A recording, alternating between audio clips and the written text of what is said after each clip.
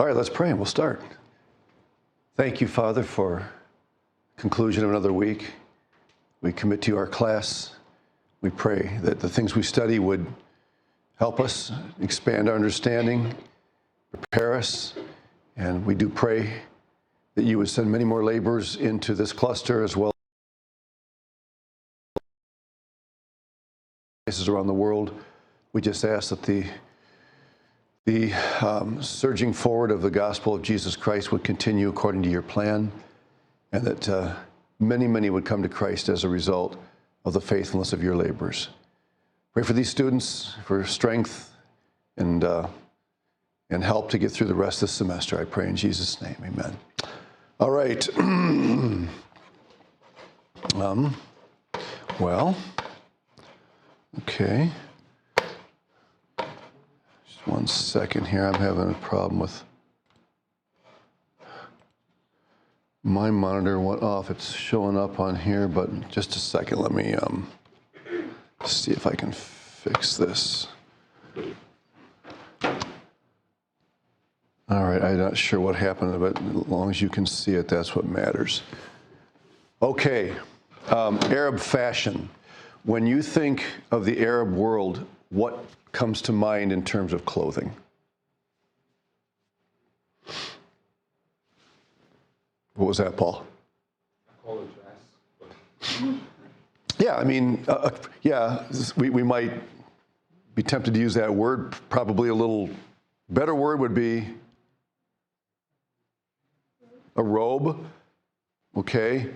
In some cultures, that type of clothing has also been called what? Especially in the Bible, even when you think of what Jesus wore. What was the biblical word that was often used for that kind of clothing? A tunic, right? Can you think of why? I mean, okay, there are religious reasons involved, but even dismissing religion, because there are lots of cultures in the world where men wear these robes. So can you think of a reason why that would be true? Is it just a fashion thing that kind of spread throughout that part of the world, or is there something to that?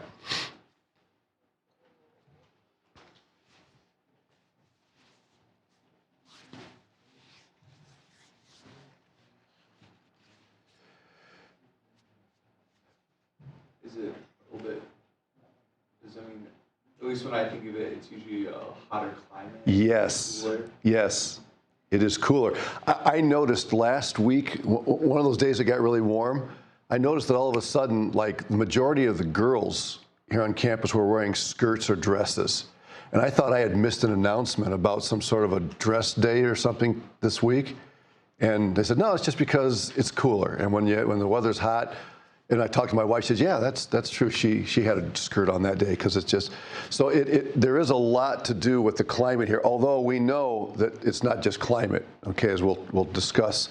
In fact, we'll get to this a little later. Can anybody tell me anything about the way these guys are dressed? Even though we'll talk about this on the next slide, does anything about their dress communicate something to you? They're a part of a religious sect. And that would be obvious by what part of their clothing? I think they're headdress. Right.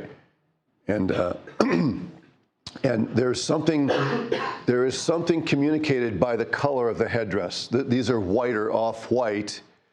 Does anybody happen to remember from non-Christian religions what that color might communicate? It's that solid white or off-white color.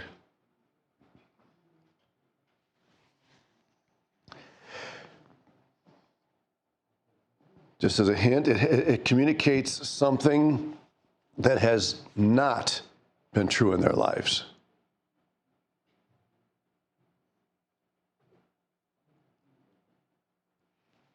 Something that they've not yet experienced.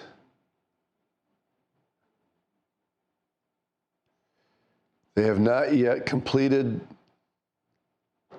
something that every Arab Muslim wants to complete sometime in his life. What is that? A pilgrimage? The what? Is it like symbolic of they have gone to Mecca? Correct. You said pilgrimage? Yeah, okay, yep. Yeah, that's correct. So if you're wearing the white or the off-white, that means you have not completed your Hajj. And if it's checkered, black and white, or red and white, that's an indication that you have done that. Okay, so anyway, I'm getting a little ahead, but Arab fashion. Okay. Arabs like expensive brands. Now here we go stereotyping again, okay? That doesn't mean that Arabs are all rich, but they do enjoy, when it comes to dress and the way they conduct themselves in public, they do, as a general rule, really like to do it well. Okay, the formality that we like, you know, we get a casual day and we're all excited, woohoo! And you know, I like casual days, but in the Arab world, they really take seriously the way they dress and even the way they smell. You know, they don't like the cheap perfumes or colognes, right? And so they prefer the expensive brands. So that doesn't mean they're rich, like I said, but it does mean that they will spend more money than somebody else might feel is legitimate because it's important to them, right? We all spend money. You buy a nice phone because having a nice phone is important to you. I bought, oh yeah, speaking of expenditures, yesterday morning I was a little late getting here because our lift pump down in the basement, it's part of the sump pump, it broke. So we had some overflow issues and I had to have a plumber come and take care of that. Yeah, but I had not much choice on spending money on that. All right.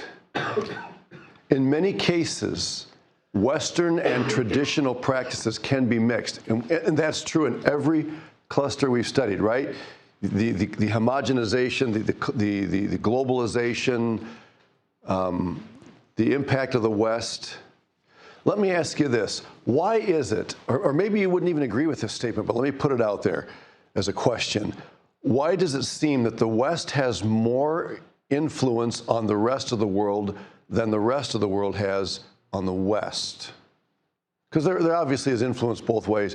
What is it that makes the West more influential in the rest of the world? Yeah, Jules? Well, I remember in school learning that they were the most influential because they were the first country to like really declare their independence and like split off from England. Okay. Why would that be influential? Because no other country had really done that, and England was like the main power, I think. Okay. Okay. All right. Yeah, it wasn't brand new, as we know, because of the Athenian democracy and that idea of independence and, you know, the people's rule and all that stuff. But in recent times, yeah. Okay, good. Emma? I think it's because of trading and exportation in the business world. Mm-hmm. And like the business language is like English and like is where it's like where it's almost like business like controls stuff. Uh-huh.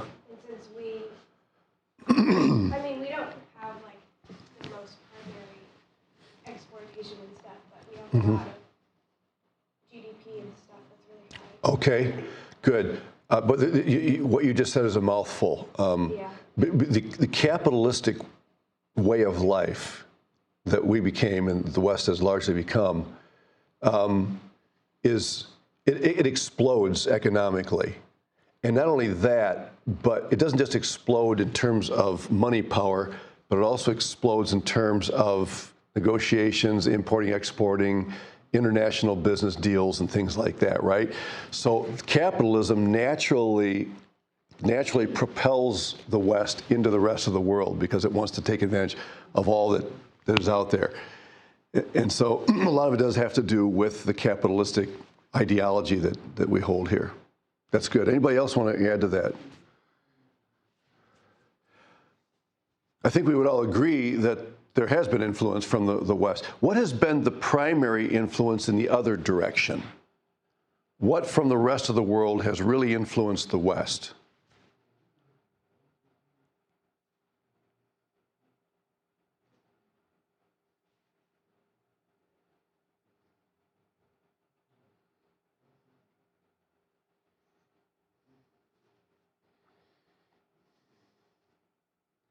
Give it a shot, Paul. I would say Africa, somehow.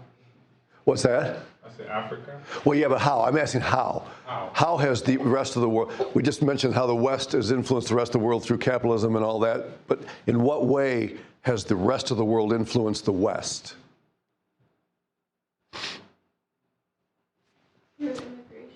Okay, lots of immigration because people, many people want to live in the West. At least they think they do, and sometimes they get here and they, all right, immigration's a big one. What else? Yeah. Is it possibly like religion? Because I was thinking of the expansion of Islam. Yes. Yeah, Islam, and in the 1960s, there was this explosion called the New Age movement, which isn't really new, but it has a lot to do with the influence of especially Far Eastern religions. Good. Paul, you had your hand up? I was going to say resources. Yeah, a lot of resources. And part of that is because of what we said earlier. Because of the capitalism in the West, its desire to take advantage of everything, when we're aware of resources in other countries, and Africa is full of them. We talked about those last class period, right? So it does go both ways, but the Western world has had an impact on that part of the world. Okay, here we go. A plain white headdress means you haven't done Hajj. Hajj is the pilgrimage to Mecca that now you understand here that I am subtly mixing Arabs and Muslims. And I don't want to do that, but we're going to talk about the distinction between them in just a moment.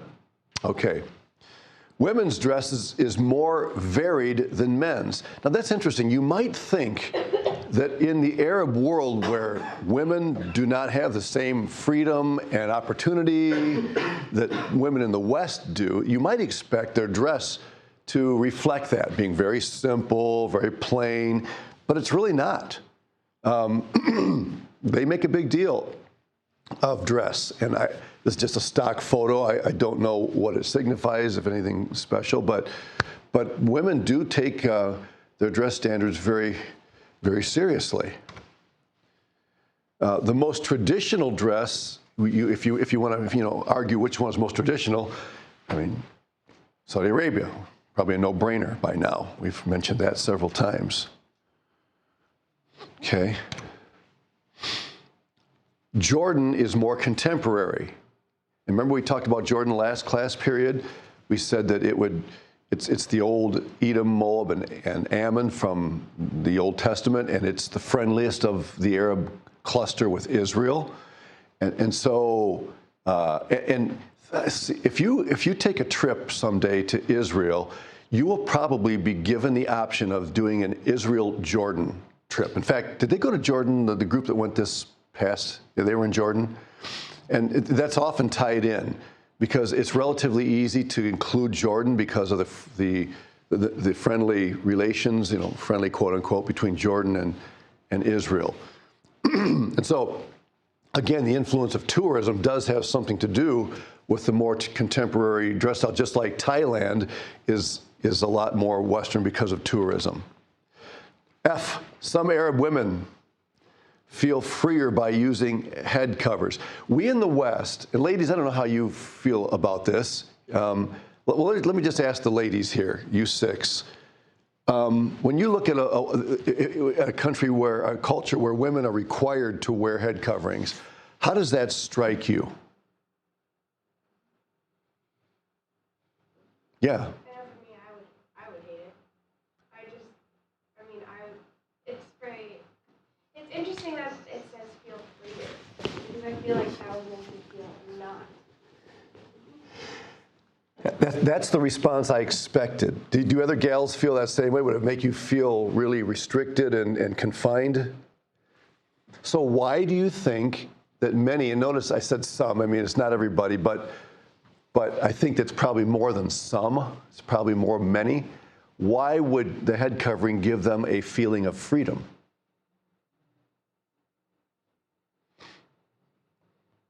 Go ahead, Justin. Men can answer this too. I Is it? I know. If I'm remembering right, I know it. That the wife to her husband I think only the husband's supposed to see the hair, right? And so if they have the head covering, they'd be able to go and do more things. I guess they could be out in the open. Yes. Yes. So the head covering offers them what? In one word. We're talking about freedom, but modesty, and it's a protection. It protects them because you're right, Justin. In most Arab clusters and cultures, the beauty of the hair is reserved for the husband. And so if a woman doesn't cover her head, she is going to have very few choices as to where she goes. Now, you ladies are all wearing your heads uncovered, and nobody in this room is thinking, it's because it's just not a thing in our cluster. But yeah, as you said, they are freer to interact in society because the protection of their head, which is a gift to their husband, is now resolved. We just don't think that way. It's very different from the way we think, right? Yeah. I mentioned, I think, back a while ago, a friend that my wife had. She's from Turkey. She's a Turkish Muslim. Did I say my wife? My daughter. My daughter was teaching third grade in Iowa City area, and she met a gal studying at the University of Iowa. And she came over to our house, and she had her head covered, but she wanted to take my wife and my daughter, Sarah, upstairs into the bedroom to show them her hair. She couldn't do it with me in the room. So they went upstairs to the bedroom, and she showed them her hair. And they came down. Now, we guys, we might think, what's the big deal? I'm not going to feel awkward if she takes her headdress off, right? Because everybody around here shows off their hair. But for her, even though she was studying in the States and living in this culture, she would have felt really, really awkward doing that. And I remember my wife and daughter commenting, she had beautiful black hair, And we Westerners think, well, then why doesn't she? You go to a beauty salon, and what do you have? You have pictures all over the salon of women and their hairdos, and you can choose the one you want because you get your hair done and you can wear it in public, and it's a thing to not to be ashamed of. Very, very different mindset. Now, here's a question for you. If you were ministering in an Arab culture, ladies or gentlemen, anybody can answer this, would you expect American women who are there on business or whatever, you're probably not going to get there on a missionary tour, a visa. You're going to have to go, on a business platform or something like that, or English, Would you expect the American or Western women, Miriam, to Germany, wherever, anywhere in the West, would you expect the women from the West to cover their heads like this in order to conform to or would that be considered weird from the standpoint of the Arab ladies? Yeah, Paul? My cousin married to one of the missionary girls, and when she went to Dubai, she didn't have her hair covered. Pretty much some of the guys were kind of like insulting her. Mm-hmm. So she had to put something in to cover her head. So Okay. that way everybody saw her and were able to talk to her normally. So it didn't matter that she was Western. She was in, what country was that? Dubai, yeah.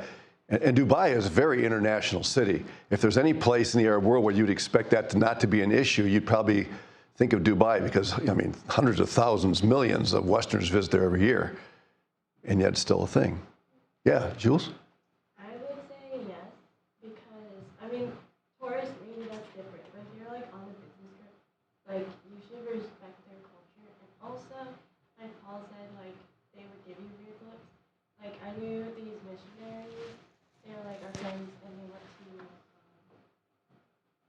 some place, I know it was, some place where the Arab culture was strong, and the wife and the daughter had to, cover their heads, and I remember being a kid and being why do they have to do that? Because it's kind of silly in my mind, but then it's also to, respect their culture, and also to kind of fit in a way and not stand out I don't care about your culture. Mm-hmm.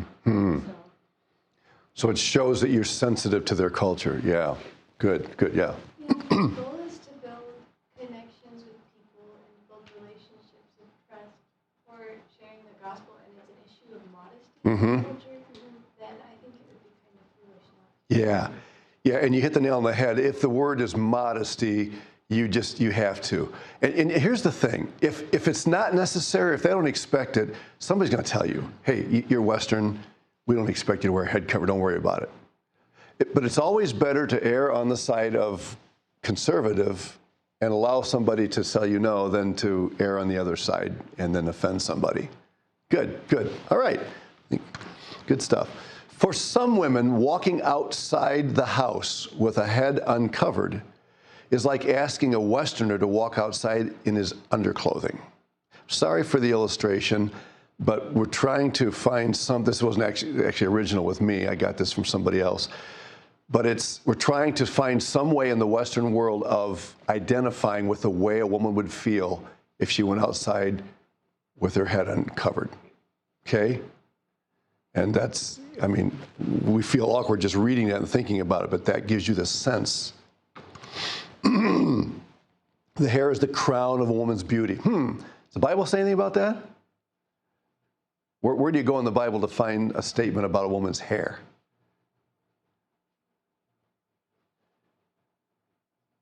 Do you remember what chapter that's in?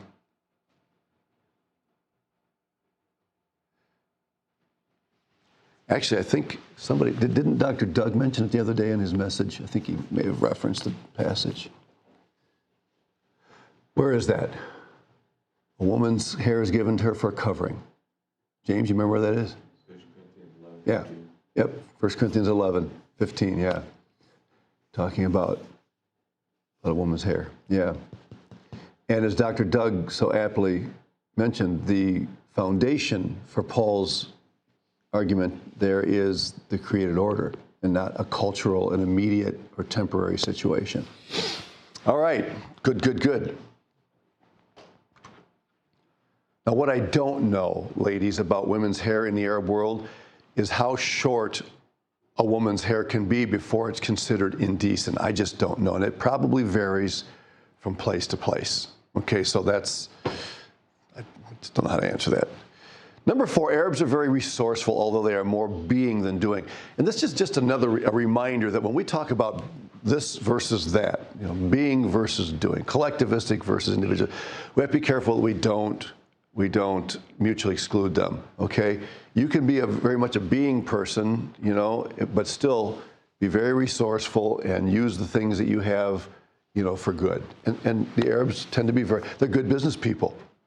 In fact, I think it's probably safe to say that they and the Jewish people, even though they are definitely at odds with each other, they have that in common. Jews and Arabs alike, are very resourceful. They're very good business people. All right. Are the terms Arab and Islam synonymous? Well, you already know the answer to that question. No. There are even Arab Jews. Did you know that? There are Arab Jews? Now, I don't know. How could somebody be an Arab Jew?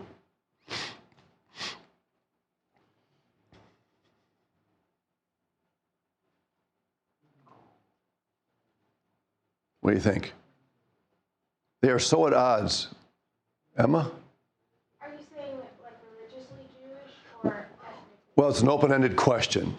Yeah, that one of the possible answers is They could be Arab ethnically and religiously Jewish. They could be Arabs who have converted to Judaism. And so remember that the word Jew is not just an ethnic term, and it's not just a religious term. There are atheist Jews who call themselves Jews, because Jew is an ethnic term or nationalistic term, but it can also be used that's why, as I mentioned, one of my Jewish friends said, use the ISH on the end, refer to them as Jewish. That's the safer way to go. It covers all the bases. Any other ways that a person could be an Arab Jew?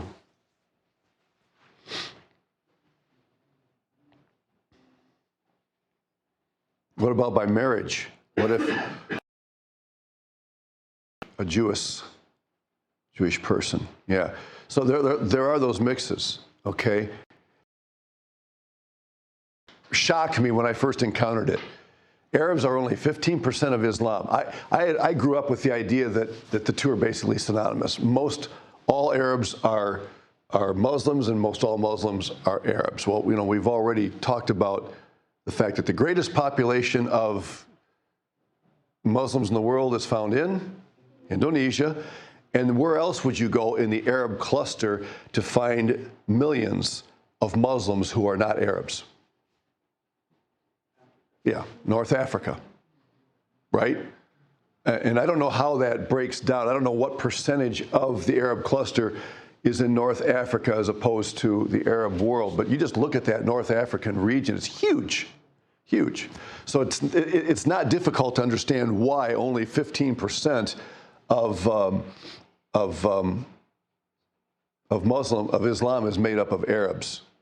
You take Indonesia and North Africa into consideration, and you got a ton of people. All right. Islam is dominant and shapes daily life more than most clusters. So Islam, just by nature of the religion, dominates a culture. All religions influence a culture some way, but Islam has a way of dominating the culture of which it's a part more than most other religions. Now, there is an exception to that. Where was it that we studied where Islam is big but not strong? Do you remember a certain country we studied? Like maybe as many as 20 to 25% of the population is Muslim, and yet the Muslims are not strong. Yeah, in India. Right, the radical Hindus have, for hundreds of years, maintained that dominance. Right. Okay. So let's see if we can name. Now, notice that this is called the 5 pillars of Islam, not the 5 pillars of the Arab cluster. Okay, so remember that this is only pertaining to the religion. Can anybody remember what one of these? I didn't give them to you in the notes, did I? I did. Oh, you thought you were going to get away with it, didn't you? Why did he look? Why did he look? Okay, here we go. Shahada. There is no God but Allah, and Muhammad is his prophet. Now, as strict as Islam is, it's kind of almost intriguingly interesting how easy it is to convert. According to Islamic doctrine, if you say and mean there is no God but Allah and Muhammad is his prophet, that's your true confession of your heart, you're in. You have just converted to Islam. That's fascinating. But that is the number one. All right, number 2, the salat, or the prayers. And anybody here work with a Muslim who takes time out for prayers during the day at work? Anybody? You do? Yeah, when I go back home, I work at a Tyson meat packing factory, and they make sure, like, throughout the day that they get their times in. Right. And I'm assuming that they do that by using the breaks, Yeah, right? sometime, yeah. Mm-hmm. And it's not that they need a lot of time to do it anyway. It's just a matter of a few minutes, right? Anybody else that work with someone who is in the Muslim world? 3, zakat, purification, almsgiving. Now, when we think of purification in the Jewish world, you would think of, actual water rights, things like that. But purification here, they do have some water rights, I think, but here it's more of doing something in order to be purified, almsgiving. And the percentage is very low. I think they only have to give like 2% in alms in order to fulfill that, something like that. 4 is saum, which is fasting. And again, that's not all the time. It happens chiefly around their main holiday, which is called Ramadan, which is when a lot of people try to do their pilgrimage. And then the Hajj is the pilgrimage. Now it says they are short-term oriented. Pilgrimage is something you have to fulfill a pilgrimage in order to go to heaven in the Islamic world. No. Remember, there are at least a couple of ways that you could be legitimately excused from Hajj. What would they be? If you don't have the means to do it. Yeah, and there are two kinds of means: financial means and health. If you have health issues, you don't have the means physically to get there, you can be excused from your Hajj. And of course, we're just touching on Islam. Remember that you have the Shiites and the Sunnis, and there's vast differences in the way they view things. Justin? Yeah, no, just kind of going back to the first one. So you said it's like easy to convert. Like, but are they usually skeptical, especially someone from the outside? Probably. Okay. If you convert to Islam, having been a Christian, yeah, they'll let you in, but they're going to watch you. You make that commitment, then you'll be under surveillance. Absolutely. Skepticism is just part of human nature. It's a universal thing. Yeah, it's a good point though. Yeah. All right. Who are these guys? Now there are some Muslims who believe that jihad actually should become the sixth characteristic of Islam. Okay. Now, just a quick review. What are the two different ways that Muslims understand jihad? Some people think it's like the internal struggle for goodness, and some people think it's like an external struggle against infidels. Okay, good. Two questions. First, which one reflects a literal interpretation of the Quran? Yeah. That's one of the arguments of the jihadists. The more literal interpretation of the Quran really communicates a military political jihad, right? Which one of the two would be held by the vast majority of Muslims? It's the internal struggle. 80% of the Sunnis, they interpret the Quran less literally, especially in areas like that, and they would see it as the internal struggle. Okay. So it refers to the struggle against pride and idolatry.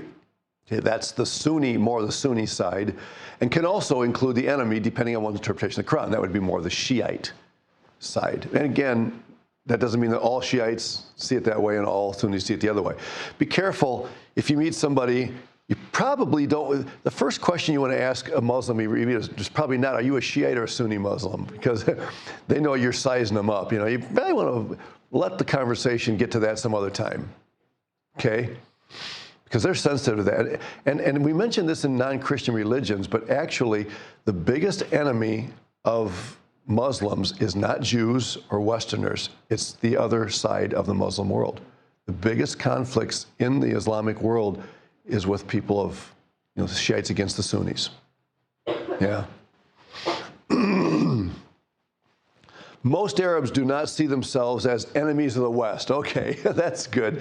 I think I told you when this gal came into our house, I had this crazy, stupid idea that, I wonder if she has something on her. She's going to try and do us harm somehow. That I look back now, I think and even at that moment when I felt, I thought, Mark, come on, no, you know better than that. But we were so inundated at that time by 9/11 and its consequences that it was just drilled into all of us. And it was very, very difficult for any American for years after 9/11 to look at anybody.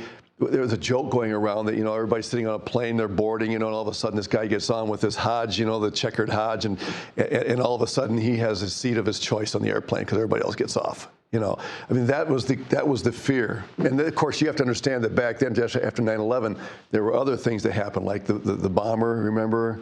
Guy that tried to light a bomb on his shoe, the shoe bomber. Just a lot of crazy things were going on.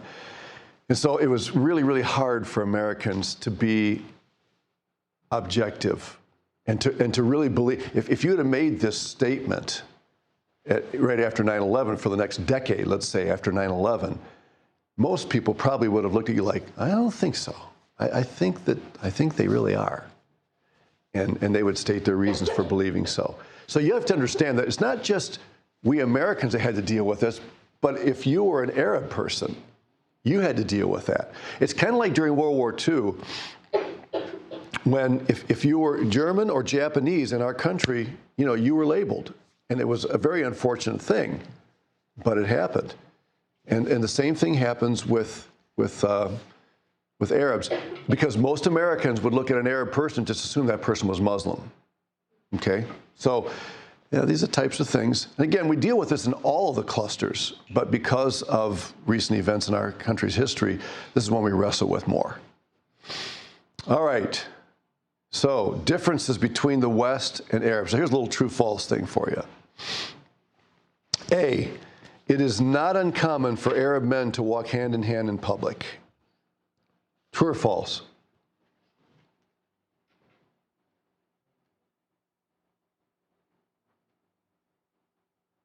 In the Arab world. It's true. And Paul, it's true in the African world too, is it not? Men can walk. Are they not freer to embrace when they're walking or something than they would be in our country? You don't do that? Okay. I told my wife the other day, I said, Paul's been good for me because he's a good reminder of the stereotypical thinking and how we have to break that sometimes. Okay, so it doesn't happen everywhere. But anyway, it's not uncommon in the Arab world. B, before commencing a business meeting in the Middle East, it is customary to engage in some kind of small talk. True or false? Or do you get right down to business when you meet in the Arab world? I'm guessing it would be true because they're more relational. Mm-hmm. Absolutely. It is true, as it would be true in most of the world, right? Okay. Letter C, Arab business people emphasize written agreements. True or false? Okay, no, Jules, you're shaking your head no, and you're right. It's false. It goes back to that whole issue of universalism versus particularism. Okay, handshakes or some other gesture of agreement is considered to be adequate. Now, again, if you're dealing internationally, you got to sign because you're getting other countries and cultures involved. D, the spoken word, that was only 3 questions. The spoken word is more important. The deal is only done when the parties have gone their way. Interesting, isn't it? Spoken word, very important. All right. Well, let's conclude. You don't have to know these. Okay, I'm just going to throw it up here. Most of this stuff is stuff that we've talked about before. Family, friends. Notice in the Western world, sometimes friends are even more important than family. That's often because of business relationships and things. But honor, shame, big in the Arab world. Time, polychronic, religion central. Here it depends. Society protects the family. Age and wisdom are highly honored. Okay, those things we've pretty much summary statements. All right, so some do's and taboos in the Arab cluster. Do respect cultural norms regarding men and women. And we kind of talked about that with the head covering and stuff. If you're not sure if a Westerner should do something, ask. Ask somebody you trust, somebody confidant, what do I do in this situation? They'll tell you. By the way, it's not just the dress that's beautiful, but notice the cutlery is also very beautiful. Or is that cutlery? The dishes. Do keep in mind that most Muslims won't eat pork or drink alcohol. I sat across from one when I was doing my certification for the cultural intelligence thing in Chicago. And we went out to a really nice restaurant and we got to talking about that. And I thought that was interesting because Jewish people do not eat pork either for a different reason, but it's considered unclean in both those cultures. Don't use your left hand. Left-handed people have more trouble. Don't touch anything with the left hand, especially by itself. It's the unclean reserved for personal hygiene. In some places in the world, left-handed people are actually considered to be part of a curse of some sort. Okay, so if you're left-handed, don't worry. Do we have any left-handed people here? Any of you left-handed? Okay. But in some places in the world, I know in some places in India that's also true. But certainly not everywhere by any extent. Okay. And then do visit this part of the world. Now, why would we conclude with this? Because if I were to ask you, to make a list of the clusters you would like to visit in order, or if we did this on a campus-wide scale, I'm guessing that the Arab cluster would probably land somewhere near the bottom. Now, maybe not. I might be wrong. I mean, we've got some friends here, so we have some students here that are, planning to go to this part of the world, which is really exciting. Yeah. Have any of you given consideration to visiting this part of the world, or maybe even serving there someday? Okay. Yeah. Yeah. It's really neat. They need the Lord. All right. Any questions about this cluster, Arab cluster? Well, if not, I'm going to put a cherry on top of your Friday and give you a few extra minutes to hang out or whatever, okay?